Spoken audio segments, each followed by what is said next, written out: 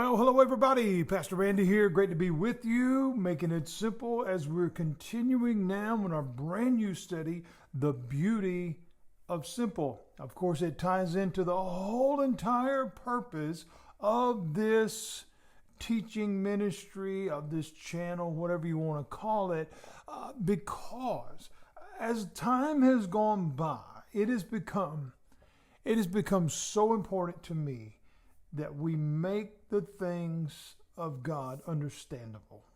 For far too long, it is the big words and all the division that comes with that and the arrogance of many who teach looking down their nose or standing up in their big lecterns and looking down and lording over people. Friends, that is not what Jesus did. It's just not. Even since creation, God walked with, it tells us walked literally, my word out right, sounds like I got that all messed up, but literally walked, it says, in the garden with Adam, all the way through in the New Testament. We see Jesus met people where they were. Well, that hasn't changed. Teaching has changed, and intelligence has bred this idea that somehow we have to sound more sophisticated and more above everybody in order to seem all spiritual. But that's not what Jesus taught, not at all. I left off our first lesson as we began this, talking about the woman who came in to see Jesus and used the perfume. And I said I would pick back up on that. My point was this. As we study and find out who she is, she was a prostitute. Okay, there's no other way to come. We can come up with all the different names, but that's what she did. Okay, she was at a place in her life that clearly she was broken. She needed a change. She needed freedom. It says in that story that she came to see Jesus, while at the time he happened to be at the house of one of the Pharisees, one of the religious leaders of the time. Jesus, it tells us, she was standing behind him weeping to the level that her tears were in such an amount she was able to wash his feet with those tears while drying it with her hair. Beautiful story if you understand the context of the whole thing. Within the confines of that, we find the heart of the Pharisee, again, the religious leader of the time. And he's saying, if this guy, and of course speaking of Jesus, if he was really who he says he is, if he was really a prophet, he was really anything, he would know what she is. He would know what it is that is touching him. She's a sinner. In other words, she's no good. She's broken. She's used up. She's worthless, hopeless, a lost cause. Throw her out. But that's not what Jesus said. He went on to look into her heart. He went on to look into her soul. And before it was all said and done, he rebuked the Pharisee and he told her, "You've been forgiven."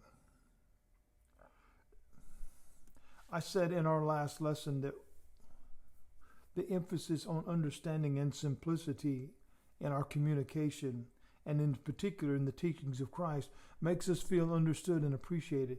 In other words, simple is what we all understand. Now, I don't refute the understanding and the idea that life at times can be complicated, because that's reality.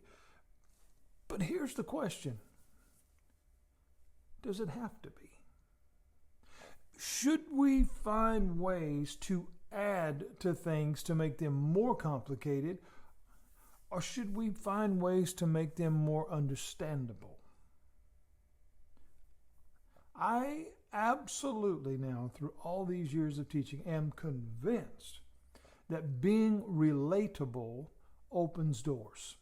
When you put your intelligence on display and your arrogance on display, you close doors. You do not connect with people.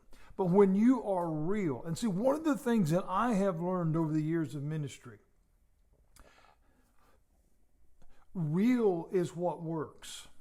When someone can see you as someone that they can talk to, not in such a way of I'm being revered and placed on some kind of pedestal, but rather somebody I can sit down and have a real conversation with because I believe that you care, and I believe that maybe you can impart some type of wisdom, but not because I bow at your feet, because there's only one that we should do that to, and that is Christ himself.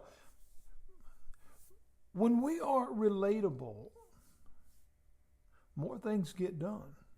When we share things in common, when we speak the same language, if you will, in other words, from our heart.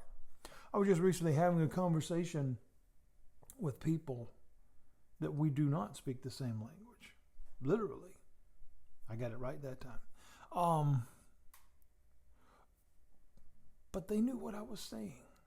Obviously through a translator. But they got my heart. See, friends, that's where we connect. That's where this becomes real. When we are able to be on a relatable level, the power of relatability, it connects us, it unites us, and it makes us feel more connected and united, because then we're able to move forward in unity. We're able to move forward in a harmony that allows us to grow together. That's what makes this work. But for far too long, we've seen, especially within the confines of the church or the world of faith, is that doesn't hold true. They do it this way, they do it that way, they understand this, they believe that, they've got this. I'm not talking about dumbing things down. That is absolutely not what I'm talking about. I'm not talking about changing the meaning to suit the issue, but rather what I'm talking about is looking at things through the eyes of Christ. You see, when we dumb things down, we risk losing the depth and the richness of the message. However, when we simplify, we make the message more accessible without compromising the essence. In other words, the beauty of simple. You see, Jesus, the audience that he would reach, the connections that he would make, every single scenario was one that was in need, even if they didn't think so. His audience with the Pharisees was very much, they were in need of what he offered. They just refused to accept it because in their mind, they already knew everything. But the broken woman with the perfume jar, the broken woman at the well, the blind man, the paralyzed man, the leper, all the different accounts that we go through and see, each one of those were one in need. The situation itself, it didn't have room for complexity. It didn't need anything to be more difficult because it was already there. It was already there. Nothing else needed to be added to that. They were looking for something that would bring restoration. They were looking for something that would bring resolution. Adding to things never helps. Never. When someone is already going through a difficult time, adding something on that is not going to make it better. When someone is going through a difficult time and we're trying to explain things of faith, but we're using the big $10 words and we're using all of our big fancy degrees and our high level positions, nobody connects with that. Nobody. But when you can sit down and you can honestly look at that person and say, I know how you feel. When you can be real with that person, when you can say, I know how you feel, and you actually really do because you've been through it. I recently spoke with a young man not that long ago that was sharing something very, very private with me. And I shared something with him that I have never told anybody, ever. Why? So that he could understand, I'm not the only one that's ever gone through this. I'm not the only one who's ever carried that shame or that embarrassment or that guilt. Now I realize somebody else knows. And that somebody else just happens to be my pastor.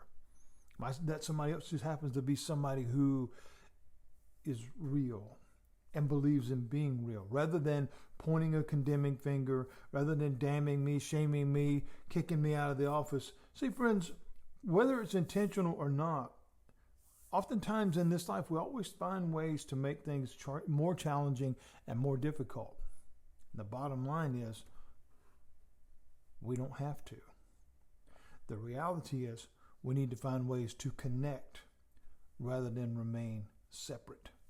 We'll pick back up on this tomorrow. I hope this is going to be a good lesson, because I really, really want to dive into why simple is important. And that's how Jesus taught. And I'm going to show you that over these next few lessons together. God bless you. Have a great day.